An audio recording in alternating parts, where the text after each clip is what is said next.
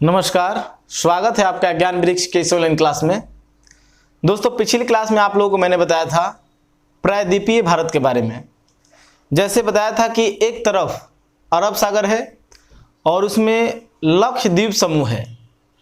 एक तरफ मैंने बताया था बंगाल की खाड़ी है और उसमें अंडमान निकोबार द्वीप समूह है। फिर मैंने कुछ द्वीपों के बारे में बताया था, जैसे मुंबई कौन से द्वीप पर बसा हुआ है, सालसेट द्वीप पर, आलिया बेट द्वीप कहाँ है, श्रीहरिकोटा द्वीप कहाँ है, मतलब ये सारा मैंने बताया था। उसके बाद हम लोग आगे आज बढ़ते हैं। हमारा टॉपिक जो चल रहा है भूगोल चल रहा है। भूगोल में हम लोग भारत का परिचय पढ़ रहे थे। भारत के परिचय में ये भी मैंने बता दिया था कि सबसे लंबी सीमा भारत की जो है वो कौन से देश के साथ लगी है, तो बांग्लादेश के साथ लगी है। जो IST टाइम है, इंडियन स्टैंडर्ड टाइम, भारतीय मानक समय, वो कौन कौन राज्य से होकर गुजरती है, मिर्जापुर में उसे स्थापित किया गया है। तो ये सब बातें जरूर याद रखिएगा, ये सब एग्जाम में पूछा जाता है। चलिए अब आते हैं दूसरे तरफ। अब आज हम लोग पढ़ेंगे भारत का भौतिक विभाजन, मतलब कहने का है कि भारत की भू आकृतियों के बारे में। तो देखिए, अगर आप इंडिया को देखते हैं, मैप जरूर देखिए। बिना मैप का अगर आप जियोग्राफी पढ़ते हैं तो समझिए कि आप कुछ सीख नहीं रहे हैं, बस ऐसे ही देख रहे हैं। तो आप मैप से जरूर पढ़िए। जैसे मान लीजिए कि इंडिया है,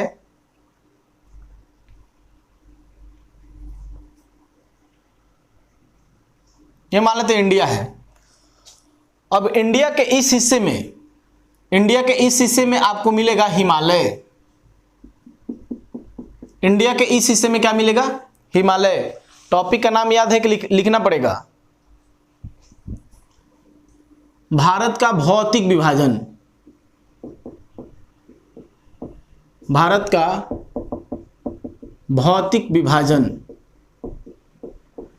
इसे ध्यान में रखेंगे।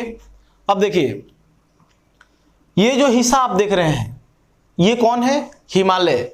बारी बारी से मैं समझाऊंगा। ये हिमालय है।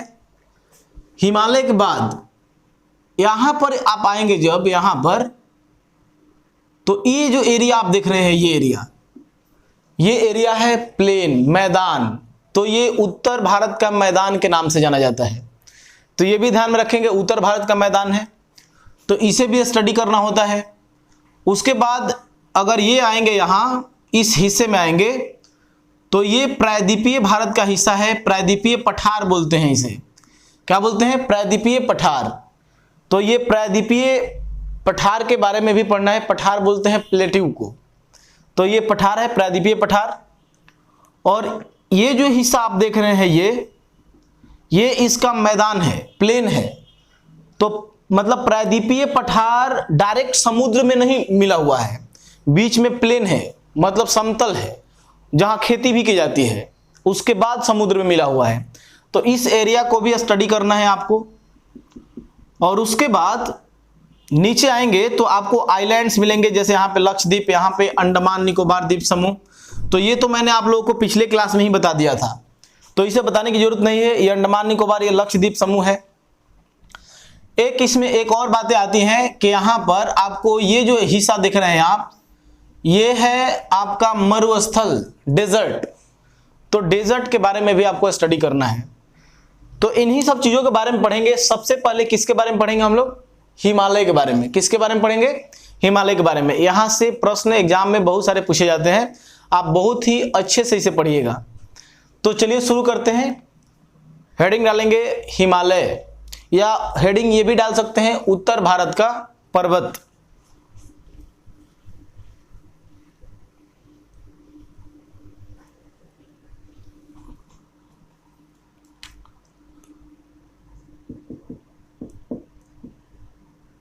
देखिए, सबसे पहले समझेंगे ये कि हिमालय बना कैसे। हिमालय बनने का कारण क्या है, या कोई भी लंबा पर्वत जो बनता है उसे थोड़े एक नज़र में देख लीजिए कि ये बनता कैसे है। जैसे हिमालय भारत के उत्तर में है, तो भारत के उत्तर में ही क्यों बना? ये भारत के पूरब में भी बन सकता था। तो इसमें थोड़ी सी कहानी है, आप देख लीजिए। जैसे आप अगर पूरी दुनिया को देखते हैं, जैसे यहां पर आपको मिलेगा,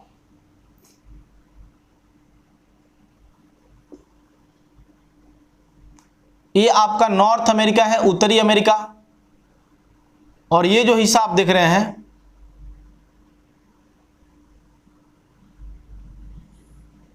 ये जो हिस्सा आप देख रहे हैं ये आपका साउथ अमेरिका का हिस्सा है, दक्षिण अमेरिका है। उसके बाद यहां अगर आप देखते हैं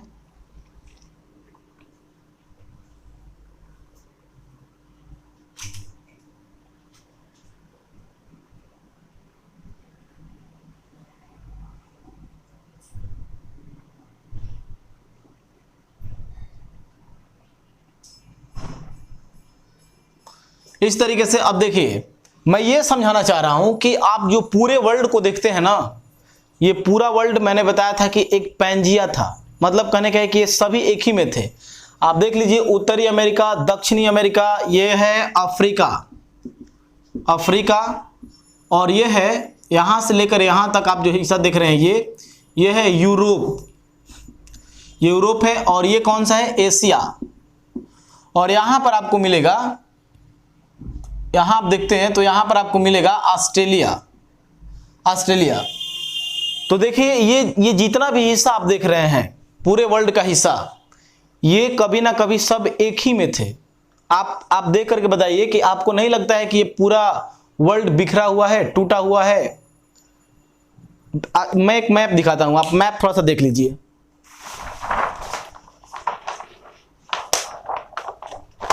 जैसे देखिए, जैसे ये हमारा वर्ल्ड मैप है, विश्व का मैप है।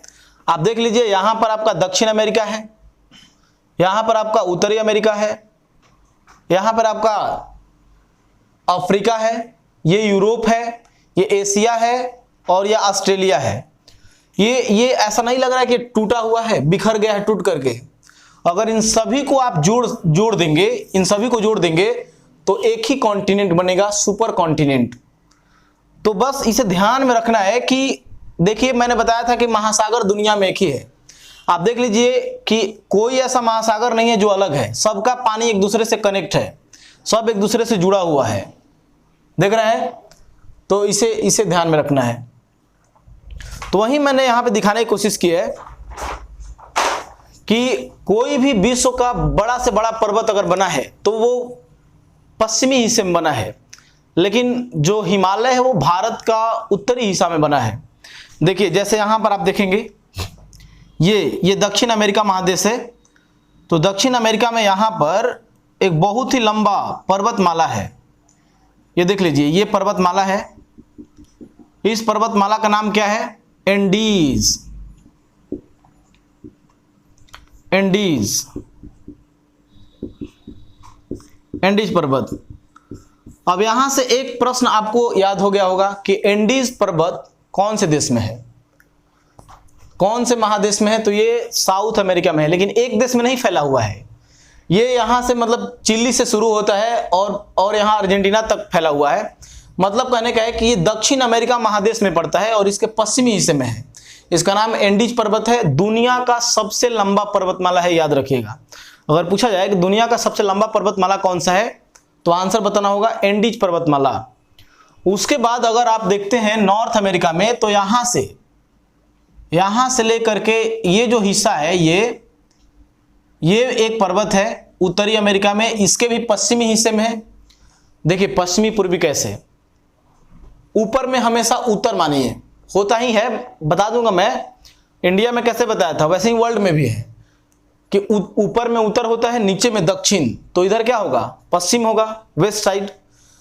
तो ये जो आप पर्वत देख रहे हैं ये भी उत्तरी अमेरिका महादेश के पश्चिमी हिस्से में है। इस पर्वत का नाम क्या है? तो इस पर्वत का नाम है रॉकीज। कौन सा पर्वत है? रॉकीज। याद रखिएगा, रॉकीज पूछा जाता है कि रॉकीज पर्वतमाला मतलब कौन से महादेश में पाया जाता है? तो ये अमेरिका में है, याद रखिएगा। उत्तरी अमेरिका महादेश में है और ये दक्षिणी अमेरिका में। वैसे ही आप जो ये इंडिया देख रहे हैं, ये इंडिया का हिस्सा है। ये जो इंडिया आप देख रहे हैं ना, ये जो इंडिया आप देख रहे हैं, ये इंडिया यहां नहीं था। जैसे यहां आप देखेंगे कि यहां एक मेडागास्कर आइलैंड है, मेडागास्कर द्वीप है, वो अफ्रीका से टूटा है, यहां से इंडिया टूटा है। अगर इन सारे महादेशों को आप जोड़ देंगे तो ये एक पैंजिया बनेगा, मतलब एक ही महादेश बनेगा। तो अब मैं दिखाता हूं कि इंडिया बना कैसे। देखिए, अफ्रीका से टूटने के बाद इंडिया इस तरीके से बढ़ा है, इस तरीके से आगे बढ़ते गया है। मतलब कि ऐसा माना जाता है कि इंडिया कभी ना कभी अफ्रीका का ही पार्ट रहा है और यहां से यहां तक पहुंचा है। क्यों ऐसा? अब आप पूछ सकते हैं कि ऐसा क्यों होता है, ऐसा क्यों लगता है। देखिए, जब अध्ययन किया गया, लोगों ने, जो भूगोल शास्त्री थे उन लोगों ने अध्ययन किया इसका, तो उन लोगों को पता चला कि जो गुजरात का क्षेत्र है, गुजरात, वहां पर गिर के वन पाए जाते हैं, वहां पर एशियाई शेर पाए जाते हैं और वहां पर सवाना की जलवायु पाई जाती है। तो देखिए, सवाना की जलवायु यहां और गिर का जंगल पाया जाना, सेम जलवायु अफ्रीका के इस हिस्से में भी पाई जाती है, अफ्रीका के इस हिस्से में भी। उसके बाद फिर देखा गया कि यहां इस क्षेत्र में दक्कन का पठार है जो ज्वालामुखी लावा से भरा हुआ है, इस एरिया में ज्वालामुखी लावा से भरा हुआ है। तो ऐसा माना जाता है कि यहां से ये टूट करके अलग हुआ होगा, तो मैग्मा निकला होगा धरती के अंदर से और चारों तरफ फैल गया होगा। तो सेम यहां पर जलवायु पाए जाने के कारण, और यहां पर आपका दोनों तरफ क्या पाया जाता है, लावा, ज्वालामुखी लावा का निक्षेप पाया जाता है। उसके बाद यहां पर जो वनस्पति पाई जाती है, यहां पर जो प्लांट पाए जाते हैं, वो प्लांट यहां पे भी पाए जाते हैं। तो इसे पता चलता है कि कभी ना कभी ये इंडिया जो है अफ्रीका का पार्ट रहा होगा। फिर धीरे धीरे, क्योंकि देखिए, दुनिया में कोई भी चीज स्थिर नहीं है, ये बात याद रखिएगा। मतलब ये कॉन्टिनेंट जो आप देख रहे हैं ना, ये 7 कॉन्टिनेंट, ये स्थिर नहीं है। आप देखेंगे यहां पर जापान मिलेगा, जापान, यहां पर जापान मिलेगा, तो जापान भी लगेगा आपको कि इससे पीछे छूट गया है, ये तेजी से इधर भाग रहा है पश्चिम की ओर, और जापान यहां छूट गया है। ऑस्ट्रेलिया पीछे छूट गया है, यहां पर इंडोनेशिया इस तरीके से आपको दिखाई देगा, इंडोनेशिया, तो आपको लगेगा कि इंडोनेशिया पीछे छूट रहा है, ये इधर भाग रहा है। यहां पर भी कुछ द्वीप मिलेंगे जिसे वेस्ट इंडीज का द्वीप कहा जाता है। तो आपको लगेगा कि ये सभी आइलैंड्स जो है, मतलब ये जो कॉन्टिनेंट है, इसे छोड़ के भाग रहे हैं। तो कोई भी स्थिर नहीं है, इंडिया भी स्थिर नहीं है। हमारा जो भारतीय उपमहाद्वीप है ये इधर भाग रहा है उत्तर की ओर, और ये जो पूरा एशिया है वो इधर भाग रहा है। मतलब हमारा जो प्लेट है इंडिया का, वो ये यहां से लेकर के ऑस्ट्रेलियन प्लेट से जुड़ा हुआ है, ये एक प्लेट है, और पूरा एशिया और यूरोप का एक प्लेट है जिसे यूरेशियन प्लेट कहा जाता है। अगर ये बातें आपको अभी समझ में नहीं आ रही है तो मैं आगे वर्ल्ड में इसे पढ़ाऊंगा, मैं ये सिर्फ समझा रहा हूं कि हिमालय बना कैसे। अब देखिए, अब थोड़ा सा यहां पे आइए,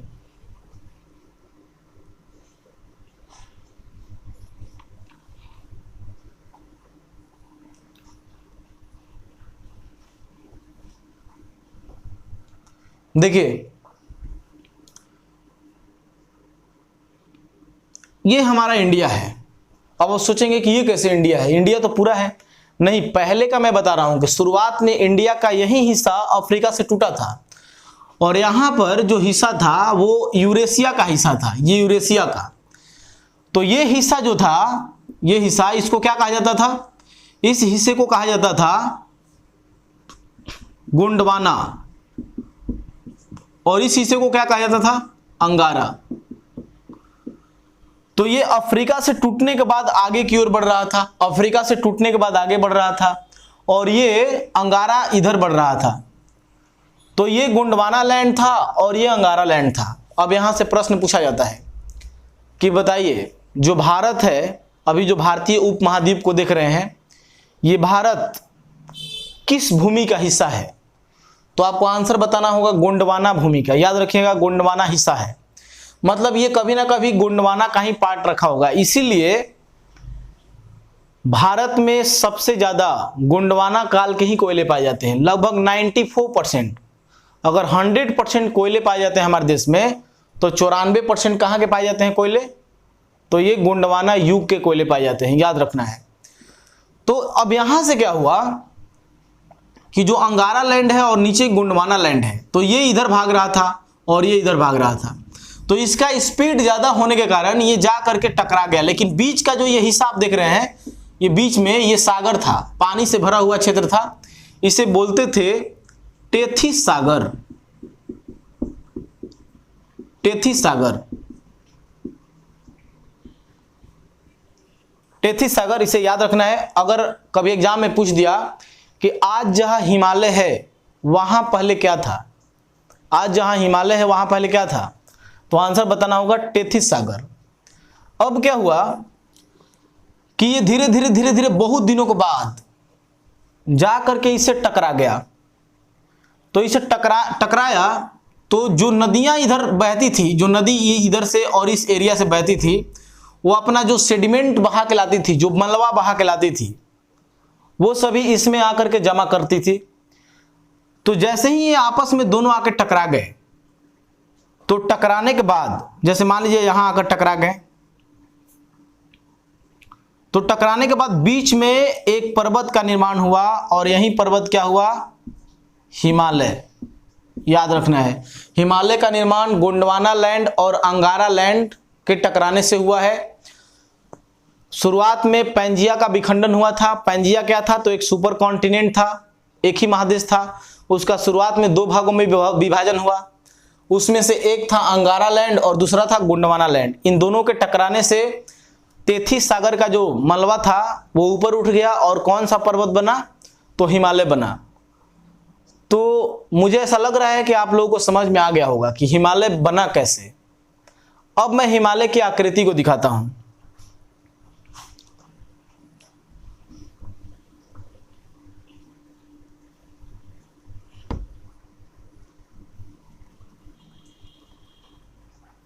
देखिए, अब ये हिमालय बना कैसे, ये तो जान लिए। अब हिमालय से जो भी प्रश्न पूछे जाते हैं वहां मतलब वैसे ही हम लोग पढ़ेंगे। जैसे देखिए, ये हमारा इंडिया है,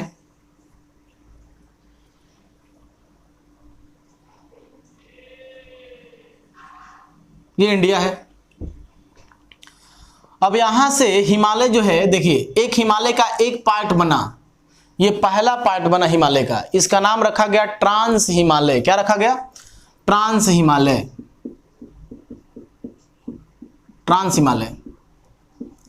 उसके बाद एक और पार्ट बना हिमालय का जिसका नाम है ग्रेटर हिमालय।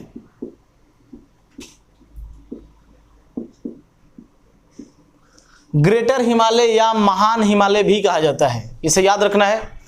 उसके बाद एक और पार्ट बना हिमालय का यहां से। देखिए समय समय की बात है ना, अब एक ही बार थोड़ी टकरा जाएगा, धीरे धीरे धीरे टकरा रहा होगा। तो पहली बार में जो बना होगा वो बहुत ऊंचा होगा, फिर उसके बाद दूसरा बना, फिर धीरे धीरे, फिर धीरे धीरे ऐसे। अब कहिएगा कि ये कैसे पता चला कि टकरा रहा होगा। देखिए, आप लोग कुछ दिन पहले पढ़ रहे थे कि माउंट एवरेस्ट की जो ऊंचाई है वो 8,848 है, लेकिन अब क्या पढ़ते हैं कि माउंट एवरेस्ट की जो ऊंचाई है वो 8,850 है। इसका मतलब क्या कि माउंट एवरेस्ट हिमालय में ही है और वो बढ़ रहा है, दिन पर दिन ऊंचाई बढ़ रही है। इसका कारण क्या है कि वो अभी भी टकरा रहे हैं आपस में। गोंडवाना लैंड और अंगारा लैंड का जो हिस्सा है उसमें प्लेट अभी भी टकरा रहे हैं, जिसके चलते मलबा अभी भी उठ रहा है ऊपर की ओर। तो यहां पर बना ग्रेटर हिमालय, उसके बाद नीचे बना यहां पर लघु हिमालय, लघु हिमालय। और यहां पर जो लास्ट आप देख रहे हैं ये है शिवालिक, यह है शिवालिक। एक एक बात मैं क्लियर कर दूंगा, आप सिर्फ अच्छे से पढ़िए। यहां तक कि बीपीएससी लेवल की तैयारी मैं करा दूंगा अच्छे से, आप आराम से पढ़ते रहिए। तो देखिए, सबसे पहले ट्रांस हिमालय बना, उसके बाद ग्रेटर हिमालय। ग्रेटर हिमालय को देखिए महान हिमालय भी कहा जाता है, याद रखना है। उसके बाद लघु हिमालय या हिमाचल श्रेणी भी कहा जाता है इसे। उसके बाद शिवालिक, तो शिवालिक का कोई नाम नहीं है, बस शिवालिक ही याद रखिएगा। अब देखिए, अब ये तो चार भाग बन गए हिमालय के, चारों अलग अलग समय में बने हैं, लेकिन पूरे हिमालय का जो निर्माण होना शुरू हुआ था वो कौन सा समय था, मतलब कभी कभी ऐसे पूछ देता है। अब पूछ देगा एग्जाम में कि बताइए जब डायनासोर पाए जाते थे वो कौन सा युग था, कौन सा काल था, किस एज में पाए जाते थे, तो वहां पे तो तबीयत खराब होने लगेगी, क्योंकि आज तक पढ़े ही नहीं कौन से युग में पाए जाते थे। देखिए, इसे रट ही जाइएगा आप, याद रखिएगा कि जो डायनासोर पाए जाते थे वो पाए जाते थे मेसोजोइक युग में, मेसोजोइक। और जो हिमालय का निर्माण हुआ है वो सीनोजोइक युग में हुआ है। कहीं नोट कर लीजिएगा इसे, ये बड़ा काम करता है, एग्जाम में पूछा जाता है, मेसोजोइक युग और सीनोजोइक युग। अब चलिए इतनी बातें आप लोग समझ गए होंगे कि 4 भागों में बटा। एक चीज और मैं दिखाना चाहता हूं कि जो 4 भाग आप देख रहे हैं,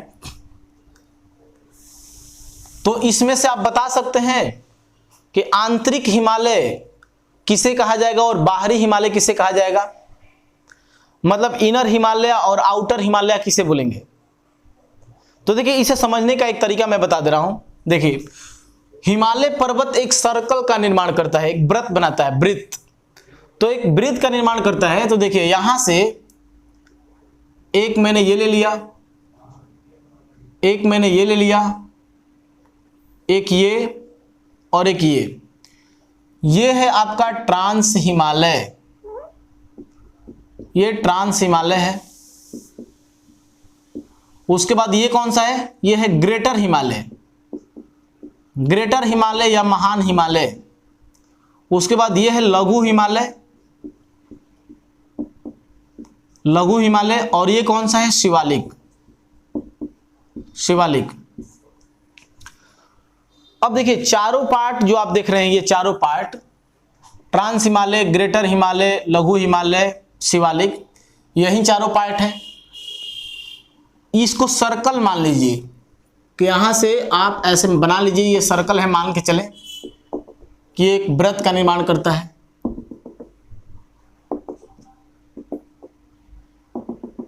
इस तरीके से। अब बीच में आप एक बिंदु लगा दीजिए कि ये मान लीजिए सर्कल का सेंटर है, एक केंद्र है। अब मुझे अच्छा आप बता सकते हैं आसानी से कि आंतरिक हिमालय किसे कहेंगे इसमें। तो इसमें आंतरिक हिमालय कौन सा है, ट्रांस हिमालय, याद रखिएगा। आंतरिक हिमालय कौन सा है, ट्रांस हिमालय। और इसमें बाहरी हिमालय कौन सा है, शिवालिक। बाहरी हिमालय कौन सा है, शिवालिक। और आंतरिक हिमालय कौन सा है, ट्रांस हिमालय। इतनी बातें समझ गए। ये प्रश्न दोनों पूछा जाता है, इसे याद रखेंगे। अच्छा अब कुछ बातें जानेंगे और एक बात और याद रखेंगे कि जो ट्रांस हिमालय आप देख रहे हैं, ये ट्रांस हिमालय हिमालय का वास्तविक भाग नहीं है। हिमालय को 4 भागों में बांटा गया है, लेकिन हिमालय के मुख्यतः 3 ही भाग है, ये याद रखिए। अब पूछेंगे क्यों, अभी तो आप 4 बता रहे थे फिर 3 बताने लगे। देखिए जब स्टडी किया गया तो पता चला कि आप जैसे खेत देखते हैं, खेत जैसे ये मान लीजिए खेत है, तो खेत में किनारे किनारे जो होता है, ये खेत में ये क्या होता है, ये मेड़ होता है। खेतों में मेड़, चारों तरफ मेड़ होता है। अब मुझे बताइए कि जब खेत का नाम लिया जाता है, खेत, कि आपका खेत कहां तक है, तो आप पूरा यहां से यहां तक बताएंगे कि यहां से यहां तक है। लेकिन अगर कृषि का उत्पादन का बात किया जाए कि कृषि का उपज कहां तक होता है, तो क्या ये बताएंगे आप, नहीं बताएंगे ना, इसके अंदर वाले भाग में ही बताएंगे। ठीक वैसा ही है कि जब निर्माण हो रहा था तो सबसे पहले ट्रांस हिमालय बना था, लेकिन वो मेड़ के रूप में खड़ा हो गया। और मेड़ के रूप में खड़ा हो गया तो यहां जा करके चीन के कुनलुन पर्वत तक फैला हुआ है। तो कुनलुन पर्वत तक ये फैला हुआ है। इसमें कई श्रेणियां निकल गई। जैसे सबसे पहली श्रेणी जो निकलती है यहां पर, सबसे पहली श्रेणी, इसका नाम है काराकोरम। उसके बाद दूसरी जो श्रेणी है इसका नाम है लद्दाख। और तीसरी जो श्रेणी है उसका नाम है जास्कर। तो इसे याद रखना है कि काराकोरम, लद्दाख और जास्कर किसके भाग हैं, किसके श्रेणी है, तो ये ट्रांस हिमालय के। हिमालय के कुछ पॉइंट को और देखते हैं बारी बारी से, तब चारों के बारे में पढ़ेंगे। ये बात याद रखिएगा जरूर कि जो ट्रांस हिमालय है वो हिमालय का वास्तविक भाग नहीं है, लेकिन स्टडी करते समय मतलब ट्रांस हिमालय को भी लेकर चला जाता है। आगे आते हैं।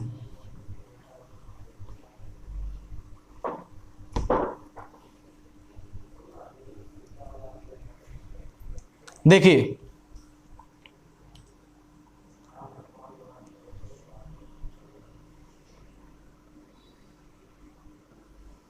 ये जो हिमालय आप देख रहे हैं, ये विश्व का चौथा सबसे लंबा पर्वत है। विश्व का चौथा सबसे लंबा पर्वत। अच्छा, विश्व का चौथा सबसे लंबा पर्वत कैसे है? तो देखिए एक बात याद रखेंगे कि पहला विश्व का सबसे लंबा पर्वत कौन सा है? एंडीज। विश्व का सबसे लंबा पर्वत कौन सा है? एंडीज। ये कहां पड़ता है? दक्षिण अमेरिका में, दक्षिण अमेरिका। दूसरा जो है वो है रॉकीज, और रॉकीज पर्वत कहां है? उत्तरी अमेरिका। रॉकीज है उत्तरी अमेरिका। और तीसरा जो है उसका नाम है ग्रेट डिवाइडिंग रेंज।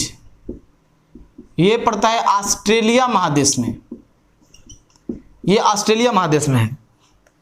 तो देख लीजिए आप, विश्व का सबसे लंबा पर्वतमाला कौन सा है? एंडीज, दक्षिण अमेरिका में है। दूसरा सबसे लंबा पर्वतमाला कौन सा है? तो रॉकीज है, उत्तरी अमेरिका में है। और तीसरा विश्व का सबसे लंबा पर्वत कौन सा है? ग्रेट डिवाइडिंग रेंज, और ये कहां पड़ता है? ऑस्ट्रेलिया में पड़ता है। अब देखिए हिमालय का जो विस्तार आप देख रहे हैं, हिमालय की जो लंबाई आप देखेंगे, तो हिमालय देखिए, ये अगर हमारा इंडिया है, छोड़िए अभी देखिए पहले, यहां से लेकर के यहां तक 2500 किलोमीटर लगभग ये लंबा है। अगर पूछा जाए कि लगभग हिमालय की लंबाई कितनी है, तो आप बता सकते हैं कि जितनी लंबी गंगा है 2500 किलोमीटर। चौड़ाई पूछा जाए तो कि हिमालय की चौड़ाई कितनी है, तो 250 किलोमीटर से लेकर के 400 किलोमीटर तक याद रखना है। चौड़ाई 250 किलोमीटर से लेकर के कितना है? 400 किलोमीटर तक। उसके बाद इसका जो विस्तार आप देखते हैं कि विस्तार कैसे है इसका, हिमालय का विस्तार। तो हिमालय का विस्तार आप देख लीजिए कि अगर इंडिया हम ऐसे बनाते हैं, अगर ऐसे मान लीजिए, तो इसके पश्चिम में और ये पूर्वी हिस्से है, मतलब कि इसका विस्तार जो है वो पश्चिम से लेकर पश्चिम से पूरब तक है। तो ये भी पूछा जाता है एग्जाम में कि हिमालय का विस्तार कैसे है, तो पश्चिम से पूरब तक है। एक चीज और मैं दिखाना चाहता हूं,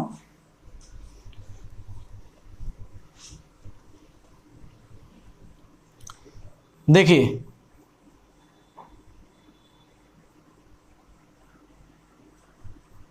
भारत में हिमालय का विस्तार,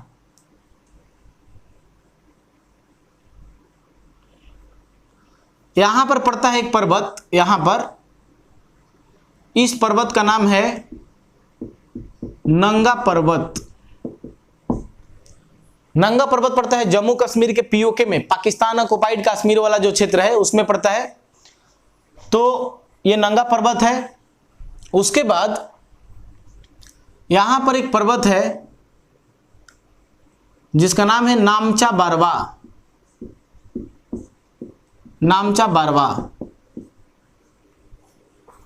तो नंगा पर्वत से लेकर के नामचे बरवा तक ये फैला हुआ है, इसे याद ही रखना है। देख लीजिए कि हिमालय का विस्तार पश्चिम में नंगा पर्वत और पूर्व में कहां तक है? नामचा बरवा तक। अगर प्रश्न यहां से पूछ देगा कि हिमालय का पश्चिमी बिंदु कौन सा है, तो नंगा पर्वत। हिमालय का पूर्वी बिंदु कौन सा है, तो नामचा बरवा। उसके बाद हिमालय यहां से मोड़ लेता है, ये जो एरिया आप देख रहे हैं ना, ये हिमालय यहां से मोड़ लेता है इस तरीके से, इस तरीके से हिमालय आता है इधर, और उसके बाद यहाँ पर आइलैंड के रूप में है। जो आप अंडमान निकोबार में द्वीप देख रहे थे, ये समझिए कि वो हिमालय का ही भाग है, यहाँ से वो मुड़ा हुआ है। मतलब कि हिमालय पर्वत को यहाँ पर अरुणाचल प्रदेश में, ये जो अरुणाचल प्रदेश है, हिमालय को अरुणाचल प्रदेश में पटकाई बूम कहा जाता है। पटकाई बूम, ये क्वेश्चन बहुत बार एग्जाम में पूछा गया है कि हिमालय पर्वत को यहां पर क्या कहा जाता है अरुणाचल प्रदेश में, तो पटकाई बूम कहा जाता है। उसके बाद यहां पर आएंगे नागालैंड में, तो नागा पहाड़ी कहा जाता है। नागालैंड में नागा पहाड़ी, मणिपुर में मणिपुरी पहाड़ी, मिजोरम में मिजो की पहाड़ी, ये सब कहा जाता है।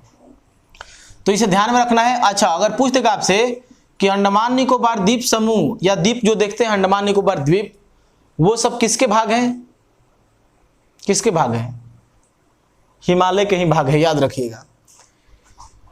यहां पर हिमालय भारत और म्यांमार के बीच बॉर्डर का काम करता है, जिसका नाम यहां पर रखा जाता है आराकानयोमा। आराकानयोमा पर्वत, ये म्यांमार में है। अगर पूछ देगा कि हिमालय को म्यांमार में क्या कहा जाता है, किस नाम से जाना जाता है, तो हिमालय को म्यांमार में किस नाम से जाना जाता है? तो ये जाना जाता है आराकानयोमा पर्वत के नाम से। समझ गए? हिमालय को भैया म्यांमार में किस नाम से जानते हैं? तो आराकानयोमा। और हिमालय को, जो हिमालय आप देख रहे हैं, हिमालय को पाकिस्तान में क्या बोलते हैं? पाकिस्तान में तो याद रखेंगे सुलेमान पर्वत। सुलेमान पर्वत। उसके बाद अफगानिस्तान में,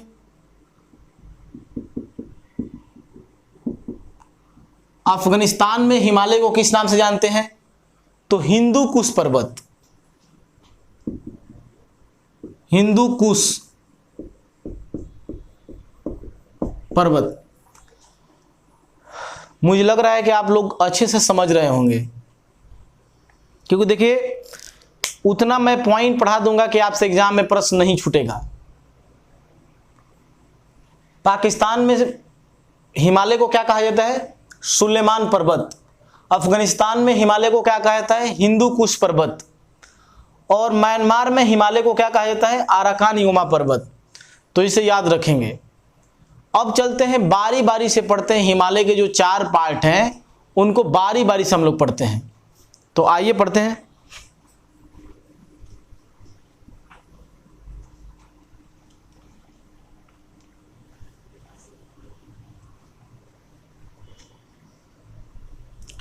देखिए,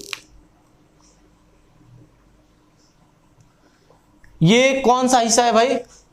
ये उत्तर भारत का हिस्सा है। तो उत्तर भारत में मैंने बताया था अभी यहां पर कि एक पर्वत है, एक पर्वतमाला का भाग है हिमालय का, जिसका नाम है ट्रांस हिमालय। ट्रांस हिमालय।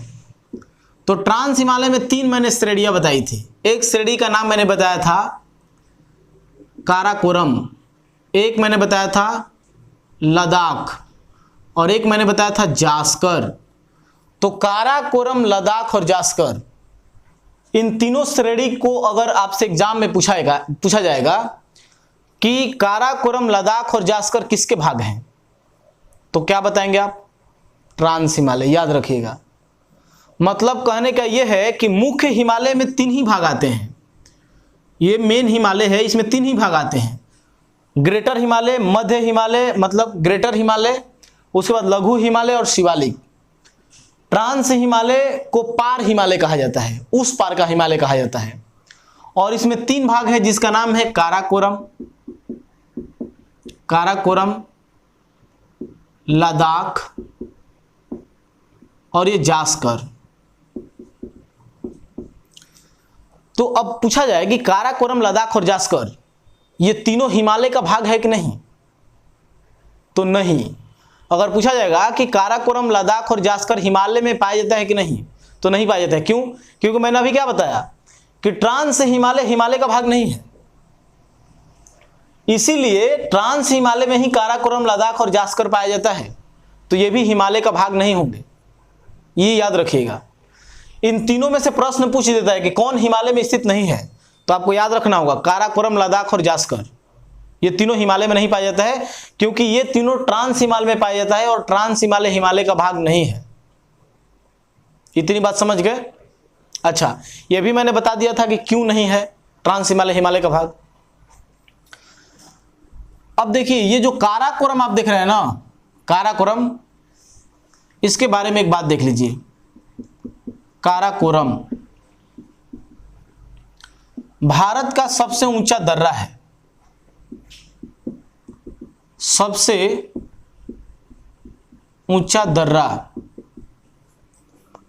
लगभग 5200 मीटर इसकी ऊंचाई है। भारत का सबसे ऊंचा दर्रा कौन सा है? काराकोरम दर्रा, बहुत ही महत्वपूर्ण, इसे याद रखना है। और इसी में, काराकोरम में ही भारत की सबसे ऊंची चोटी, भारत की सबसे ऊंची चोटी K2, K2 का नाम सुने होंगे, काराकोरम 2 भी कहा जाता है इसे। K2 8611 मीटर ऊंचा है, याद रखना है। तो यहां पर ये पड़ता है, इस हिस्से में, यहां पर इस श्रेणी में यहां पर पड़ता है, यह आपका K2 8611 मीटर।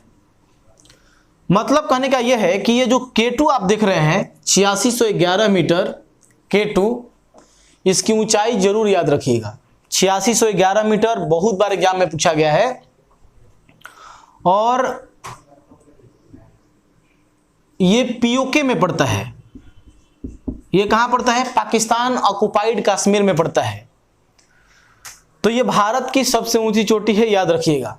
अच्छा, अब ये मुझे बात बताइए कि K2 हिमालय में है कि नहीं? K2 हिमालय का भाग है कि नहीं? तो नहीं। क्यों? क्योंकि अभी मैंने क्या बताया कि ट्रांस हिमालय हिमालय का भाग नहीं है, और ये काराकोरम, लद्दाख और जास्कर ये भी हिमालय का भाग नहीं होंगे। तो काराकोरम में स्थित चोटी हिमालय का भाग कैसे हो सकता है? तो ये हिमालय का भाग नहीं है। एक बात और याद रखिएगा कि विश्व की सबसे ऊंची चोटी कौन सी है? Mount Everest. Mount Everest Himalaya में, नेपाल में स्थित है। ये जो आप देख रहे हैं K2, ये विश्व की दूसरी सबसे ऊंची चोटी है, दूसरी सबसे ऊंची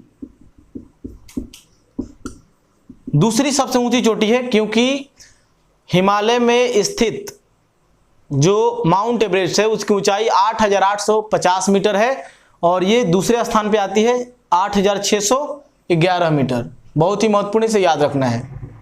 अच्छा, एक बात और आप याद रखेंगे कि अगर आपसे पूछा जाएगा कि भारत में हिमालय की सबसे ऊंची चोटी कौन सी है, तो आंसर देना होगा कंचनजंगा। कंचनजंगा यहां पड़ता है। देखिए, ये जो आप देख रहे हैं ना, यहां पर ये जो हिस्सा आप देख रहे हैं, ये सिक्किम है, यहां पर पड़ता है कंचनजंगा। तो ये हमारे ग्रेटर हिमालय में पड़ता है, क्योंकि ग्रेटर हिमालय जो है वो हिमालय का भाग है। तो ये भारत में हिमालय की सबसे ऊंची चोटी पूछा जाए तो कौन सा? कंचनजंगा। लेकिन भारत की सबसे ऊंची चोटी पूछा जाए तो कौन सा होगा? K2। और भारत में हिमालय की सबसे ऊंची चोटी तो कंचनजंगा। बात समझ गए? ऐसे पूछा जाता है।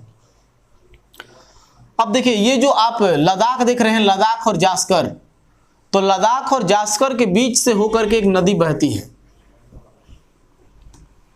लद्दाख और जास्कर के बीच से होकर एक नदी बहती है,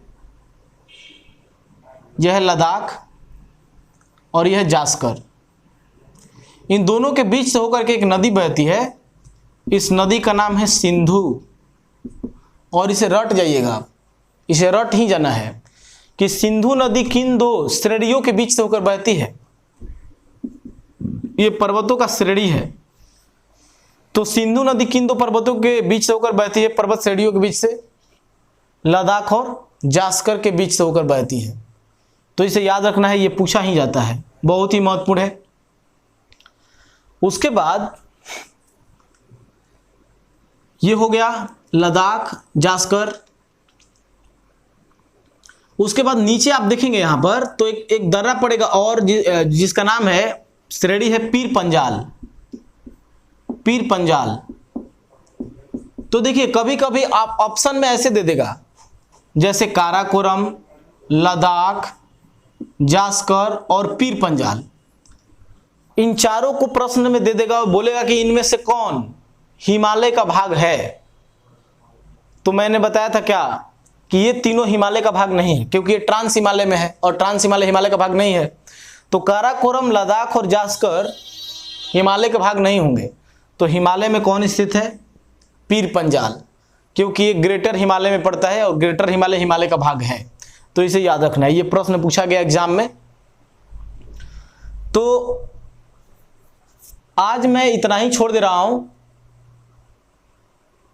बाकी का जो हिमालय का भाग है उसे मैं अगले क्लास में लेकर आता हूं।